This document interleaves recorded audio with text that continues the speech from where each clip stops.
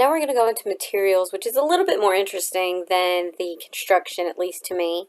Here's a cheat sheet I made for the dates where the metals were the most popular in the jewelry production. And Art Deco, I feel like, has the most diverse type of metals. And here's a tray of Art Deco jewelry. And as you can see, there's just all different sorts there. And there's shoe clips, dress clips, stick pins, brooches, just all sorts of stuff. And then I decided to label them so you can see the giant diversity there, because in the plastics, the celluloid, bakelite, brass, sterling, pot metal, it was all there. So most people know what gold and sterling is, but maybe you don't know what pot metal is. And what it is it's a low melting point of all kinds of different metals just thrown into a pot and melted for the casting of jewelry.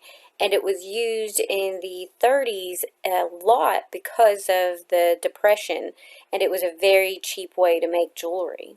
And pot metal has a duller finish than the other metals. So this is white metal. It's a lot shinier than the pot metal, and it's made of different metals that are all like in the silver realm, such as tin, bismuth, zinc, and some other metals in there. It was used in a little bit higher end costume jewelry, so it didn't like just all rub off and fade away and become dull. German silver is copper, zinc, and another alloy, but there is 0 silver content in there. So when you see these jewelry or purses that say that, it's not on there. It's also known as alpaca or nickel silver, which there's 0 silver content. So when you see these, don't be fooled thinking they actually have a silver content in them. So this is rhodium plated, and it was used during the 30s as well. And it simulated a white gold, not even just a silver, but a white gold look. And rhodium is still the metal that we use to coat white gold today. It was very durable, had a very high shine, and was used in more of the higher class jewelry. A lot of Trifari used it, so did Brooches and Mazer. So a lot of these higher end ones used the rhodium plating. So here we can see side by side pot metal on the right. In the center is a sterling Art Deco necklace, and then there's the rhodium plated brooch. And you can see that the rhodium plated brooch and the sterling silver necklace have about the same shine to it, and the pot metal is just very dull, very, very dull.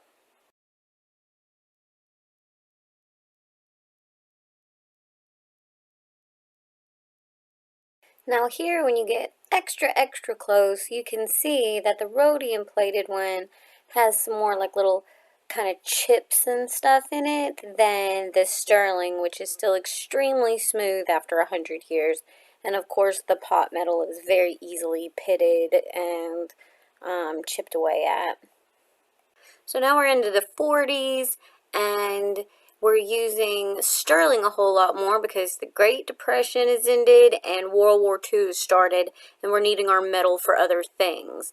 This Coro brooch is sterling, but it's gold. It's gold over sterling, or vermeil, which is, I think, an Italian term. And here is a heron, I think is how you say it, bird. That's sterling. And in the costume jewelry realm, if it's sterling, it was probably made in the 1940s because of the shortage of metal that was available throughout the war. So a whole lot of sterling was used, and that's when we see this become popular in the costume jewelry. And now when we come into the 50s, the war is over, and we're using the base metals a lot again, and we're coating things in gold plating, and even going a little cheaper and taking that base metal and just putting a metallic paint over it. So when you get those pieces that are like chipping off really bad, that's usually the metallic paint and not like the gold coating on there. We're using a lot more of the white metal again as well. and the rhodium plating on the base metal. So here's a sheet that tells you the materials that were the most popular during these few decades. And let's start going over some of those. So here is a 1930s piece. It's cherries, and it has brass and a pot metal leaf with little like rhinestones in there. And the cherries are made out of wood, which was popular then because the Great Depression, of course, was making things very hard for everybody, and we were trying to make them as cheap as possible. So here is a dress clip that has wood balls that are painted in bright colors on a brass setting. The paint chipped off here so you can see the wood, and it was another one of those Great Depression era pieces.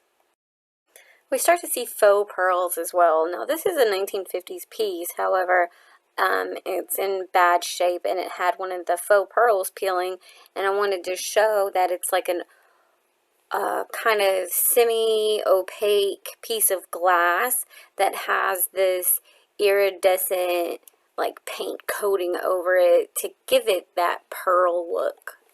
So from here on out, I'm not going to go over it every time.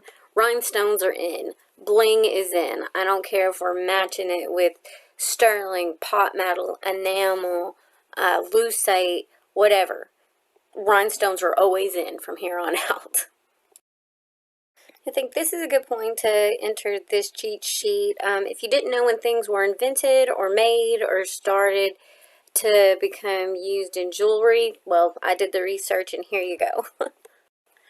So celluloid was the first plastic, I say that with air quotes, to be made, and it was actually in the Victorian era. So we can find Victorian celluloid pieces such as this one, which was carved most of the time and not usually set in, set in a mold.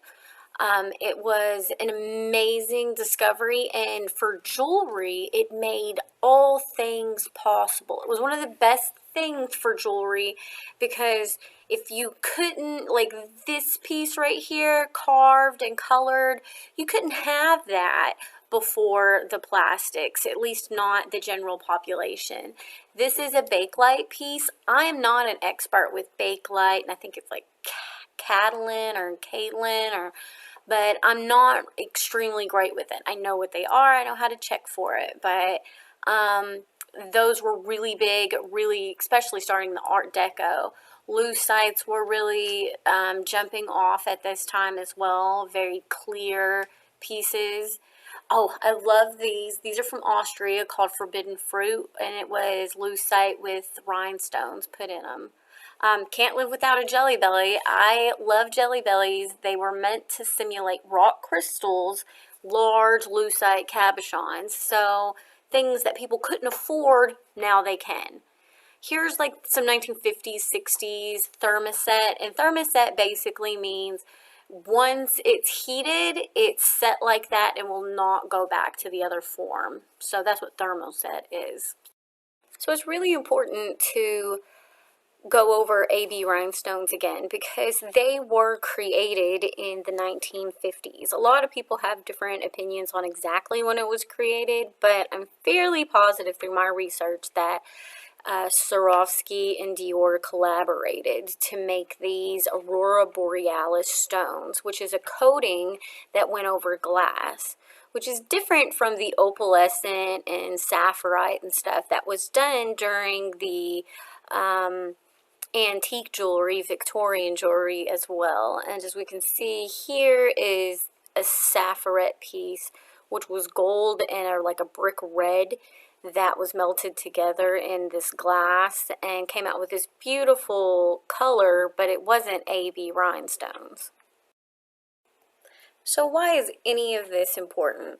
Well, one, if you're a reseller, you don't want to misrepresent your pieces and you want to find the best pieces out there. And if you're a collector, you don't want to be duped or misled by resellers as well. So like this piece looks nice and vintage. It's actually brand new. It's on Amazon right now. This piece, very nice Victorian hand-painted piece that sold for over $1,000. And here's a piece that some people might think is Art Nouveau. Look at that lady, her hair, the sweeping movements. And here we go. Victorian gold gilt, which would mean gold over sterling. And then here, though, it's a completely modern piece.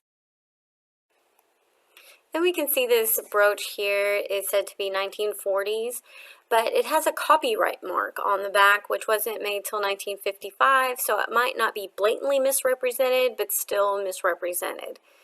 Here's another piece. I don't know if they thought uranium glass made this Art Deco or what, but Vendome was not founded until 1944, which is way past the Art Deco period. Now this one makes me pretty angry because it says antique Victorian hand painted. And for one, it's not even hand painted. It's a transfer with two little pieces of brushstrokes of enamel paint on a piece of porcelain. And then when we see the back of it, no tube hinge, the bail is completely modern, but the piece of porcelain literally says made in Western Germany. Western Germany didn't come around till after World War II, so how is that even possible? I really hope you guys enjoyed learning about this and that it helped you all out. But thank you so much for watching, and I hope you enjoyed it, and I hope you all have a beautiful day. So I'll see you next time. Bye.